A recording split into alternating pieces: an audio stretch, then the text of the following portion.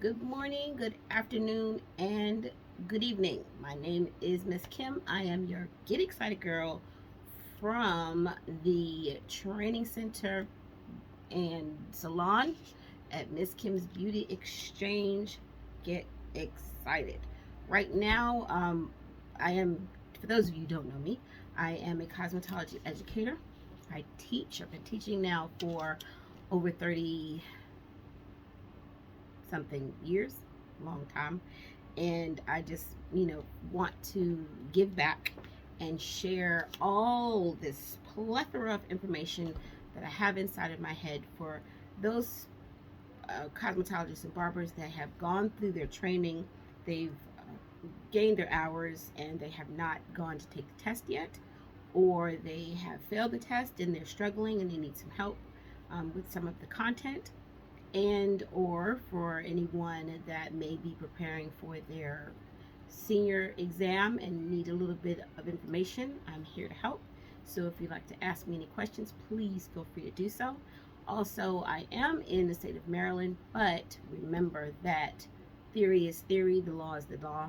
It does not change. So if there are any questions you have regarding your training, please let me know and I can answer those questions for you no matter what state you're in. Just do keep in mind that as far as the laws are concerned, laws do vary from state to state. So make sure that when you're studying for your state exam that you know what the laws are for your particular state. Okay? So we're going to go ahead and get into it. I don't want to take too much of your time, but we will return and we will study often. Get excited. So right now we're going to talk about the tips for preparing for your license and examination. It's suggested that you prepare for your examination and you're going to consider the actual information given in the question. So, what does that mean?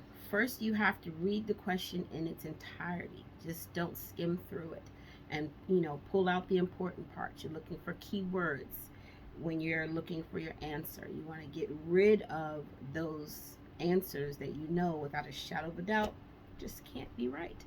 Never skip a question. If you skip a question, guess what? It is going to be wrong because no answer is the wrong answer. You want to make sure that you give yourself enough time to study. I have seen students in the past where they assume that they're ready because they've been studying for a week, but they haven't picked up a textbook, they haven't looked at any exams or prior tests in months or sometimes years. So make sure that you're giving yourself ample time to prepare for your exam. Otherwise, you will be paying for it again to retest.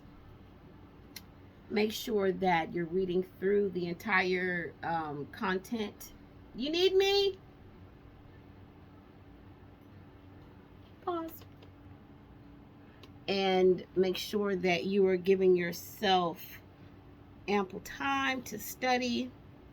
If you have questions, don't be afraid to ask a question. Take notes when you study. I am big on note taking. Personally, for me, if I'm using a textbook, I'm going to write right in the on the little empty space in my book, or I'm going to have a notepad designed just for the particular subject matter that I am studying for. So if it's your cosmetology test, have a notebook just for cos. Don't have a notebook and you got all this other stuff inside of that book. Otherwise, you're going to lose information. Also, if you have an opportunity to get a study partner, go ahead and grab someone and study with them. Okay? So, having said that, we're going to get started. I will have a few more tips for you as we go through the content. Right now, we are going to start with our safety and sanitation, which in Maryland is the first part that is provided for you in the PSI bulletin. Now, we use the PSI bulletin because it is the guideline that's given to you from the state of Maryland. There are 100 scored items, there's 10 non-scored items, and you have 120 minutes to take this exam, and it's 75% to pass. Now, what I normally tell my students is when they are studying for their test, that although, yes, you do need 75% to pass, don't go in there with the mindset of I need 75% to pass. No, you need 100% to pass, because if you go on with the mindset of I only need 75, if you fall short of that 75%, guess what? You failed your exam. But if you go on with the mindset that I have to have 100%, if you miss some points, if you miss some of the questions, it's okay, because you've given yourself a little bit of cushion. You've given yourself some space, some wiggle room to, to miss a question or two or 20. Remember, it's 75. So, safety and sanitation and disinfection for the state of Maryland, there are 25 items on this test. So, when they mean your items, they're looking at, let me see, I can go through this list. If you have a pen, you can write this down. Safety, working conditions and practices, environment and ventilation, protective coverings, which would be your draping and your gloves, your water temperature, your chemical labeling and storage, your material safety data sheet or MSDS, how to perform a patch test, what are prohibited materials, prohibited, what is not allowed. And then section B would be your safety agencies. Your agencies include Occupational Safety and Health Administration, that is OSHA, and your Food and Drug Administration, which is your FDA, Environmental Protection Agency, the EPA, and for section C, sanitation and disinfection, they're looking for cleaners and disinfectants, procedures for tools, equipment, and work surfaces, single and multi-use items, prevention of cross-contamination. Then section D includes infectious diseases and pathogens, and section E would be standard precautions for exposure incidents, including procedures, your first aid kit, and blood exposure, disinfectant, and disposal. So these are all of, this is the content area for your safety and sanitation and disinfection portion of your written exam. There are 25 items. So out of all of those things that we've listed, 25 of those items are going to be included in your exam. So they're telling you this is the area or the content that you need to study. Now we know that our textbook has the over 1,000 pages in the book. So there's no way, and I do not recommend this, and I've seen, test takers try to do this in the past where they want to go from the entire book, page 1, all the way to the end of the textbook. That is absolutely insane. You don't want to spend that amount of time. Okay, thanks. You don't want to spend that amount of time going through content that's not on the exam. So it's to your advantage to know what it is that you're going to be tested on and study that content. Is it 100%? Do you know exactly what's going to be on the exam? No, because there are multiple tests. Everybody's not going to get the same test all the time. So you do want to focus on the content area that they're providing for your particular state. Okay, so we are going into infection control principles and practices, and there are 16 categories of information required on your safety data sheet. We must understand the laws and rules and the differences between a law and a rule, list the different types of classifications of bacteria, define bloodborne pathogens and explain how they are transmitted, explain the difference between cleaning, disinfection, and sanitation, list the types of disinfectants and the steps to using them properly. We also want to define standard precautions and list the responsibilities as a salon profession.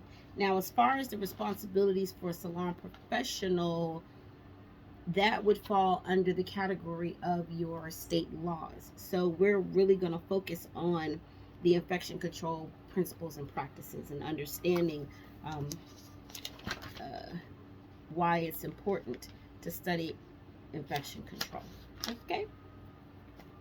So if you have any questions, remember, you can please type those in the comments and I'll make sure that I respond to those for you. And I'm here to help. I'm just here to help. All right, so the term clean is defined as a mechanical process scrubbing using soap and water, detergent, and water to remove all visible dirt and many disease-causing germs. The term sanitizing is defined as a chemical process for reducing the number of disease-causing germs on a clean surface to a safe level And the term disinfection is defined as a chemical process that uses specific products to destroy harmful organisms and or on environmental services. So, as a test taker, it is your responsibility, one, to know all three of those terms, and two, be able to differentiate which term is responsible for what level of disinfection or sanitizing. Okay? So again, you are in the salon sanitizing and disinfecting.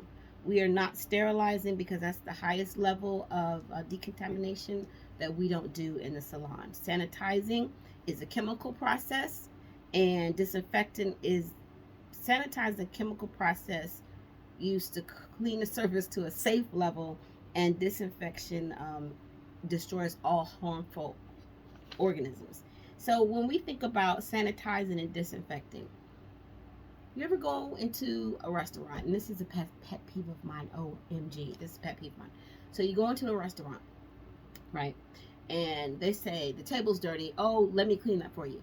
So they go and they grab this dirty dish rag. This rag, it's usually filthy. You can see the dirt on it. It's visibly dirty.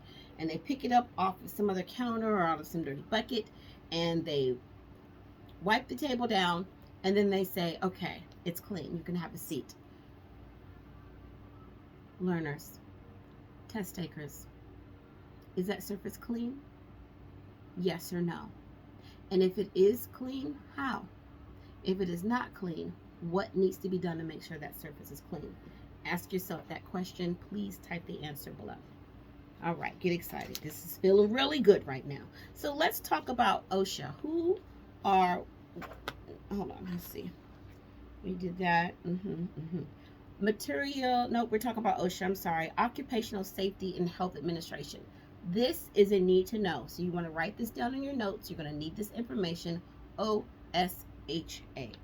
The OSHA Safety and Health Administration was created as part of the U.S. Department of Labor to regulate and enforce, they're regulating and enforcing the safety and health standards in the workplace. That is a need to know.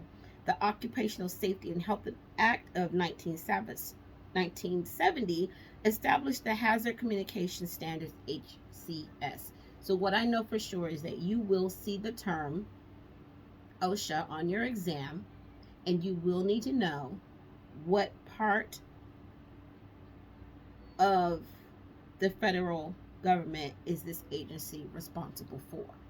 And you've seen OSHA all over the news, especially now we have the coronavirus, we've had COVID-19, now we're dealing with monkeypox, and we have all of these different things where it is our responsibility as cosmetology professional to know how to protect ourselves and our clients at all times. And you don't want OSHA to get involved in your place of business if you're not doing the right thing. Okay, now get excited. Please know the law. What is the SDS class? Class. I'm going to say class because that's what I do. Okay, I get excited. So, the safety data sheet, SDS, replaces the material safety data sheet. Are you with me? The material safety data sheet it contains 16 categories of information, and all SDS sheets will be organized identically. The categories include identification. That means to identify the product and the manufacturer or the distributor with contact information, including your emergency phone number, recommended use of product and its restrictions. Hazard identifications, all hazards of using the chemical. What could be dangerous about this particular chemical that we're using? The composition information and ingredients includes information on chemical ingredients. We also need to know our first aid measurements, firefighting measures, accidental release measures, how to handle and store the products, exposure controls, personal protection, and also our protective equipment, our PPE, physical and chemical property listed on the chemical characteristics, What is stability and reactivity? Toxicology information, ecological information, disposal considerations, transportation information, regulatory information, and the revision date. And you may be asking yourself, why is this important? All I want to do is get my cosmetology license. All I want to do is take this test, okay? Cosmetologists, barbers, nail techs, aesthetics, massage therapists. We are using chemically based products some of the time, not all of the time. And in the event of an accidental exposure, in the event of a reaction to a product, you need to know what are you going to do? What happens to one of your stylists or someone that's working in your establishment? What if something happens to you? You need to know what is going on with those products and how to act accordingly. That SDS sheet, that MSDS, is going to contain all of that information so that you know when the EMTs come in, they know where to find this information so that they can help you. Okay, that's why this is important. Not to mention, it's the law. Okay, so that was the information that is going to be contained in your SDS. And you may be asking yourself, oh my gosh, where do I get an SDS from? Well, you know, professionals, you're going to have to get that list together from the manufacturer. They're the ones that have the product information, so you need to contact them and let them know that you need information on these products that you purchased so that you can add them into your SDS and you can be in compliance with the laws according to your state. Now we're going to talk about the EPA, and still we are on safety agencies, part B of your safety, sanitation, and disinfectant portion of your exam. Again, that's 25 items, and we've already listed more than 25, so it is to your advantage to make sure that you are taking good notes and that you are following along. And if you have any questions, again, please write the comments down below, and I'll make sure that I get you some answers as soon as humanly possible. Environmental Protection Agency is your EPA. The Environmental Protection Agency registers all types of disinfectants sold and used in the United States. Registration. Disinfectants are chemical products that destroy most bacteria, including spores. You need to know that for your notes. What is a disinfectant? That is hip. Next, what is a hospital disinfectant?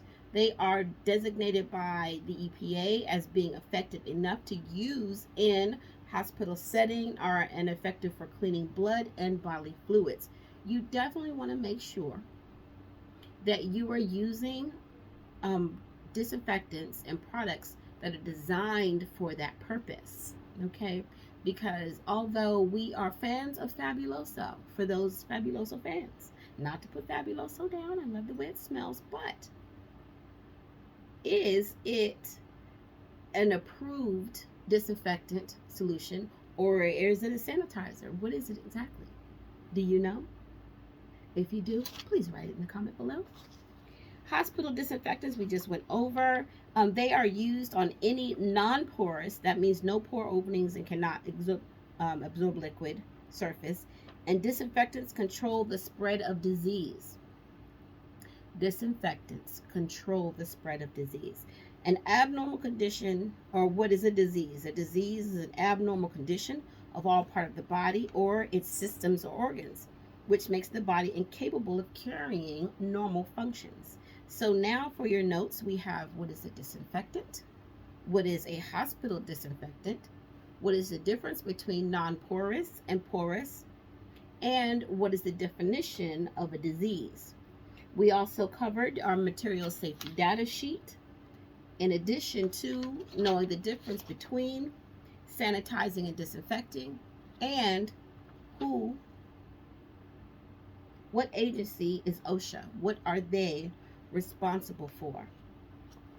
Also, we have our tuberculocidal disinfectants.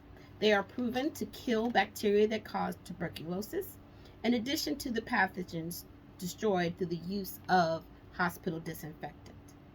And then the term tuberculosis. Tuberculosis is defined as a disease caused by bacteria that are transmitted through coughing and sneezing. Okay, class, so that's where we're going to wrap it up for today. That was 20 minutes of theory with Miss Kim at the Training Center and Salon and Miss Kim's Beauty Exchange. Get excited. I'm here for your industry related cosmetology, barber, aesthetics, massage therapy, nail technician questions and answers. Please feel free to comment and subscribe if you like, because I would like you to join me on our next um our next tutelage. Okay, so where we will continue our safety and sanitation and disinfection, because we still have a lot of content to cover, and it is our goal to get through this bulletin hopefully by the end of, I don't know when, I can't really give you a date, but just come back and join me. And if you have any questions from this video, please put them in the comments so that I can address them on the next one. And get excited. I'll see you real soon. Okay, I'm going to take these off so you don't have to see that crazy ring. Pose, pose, pose, pose. Okay, bye for now.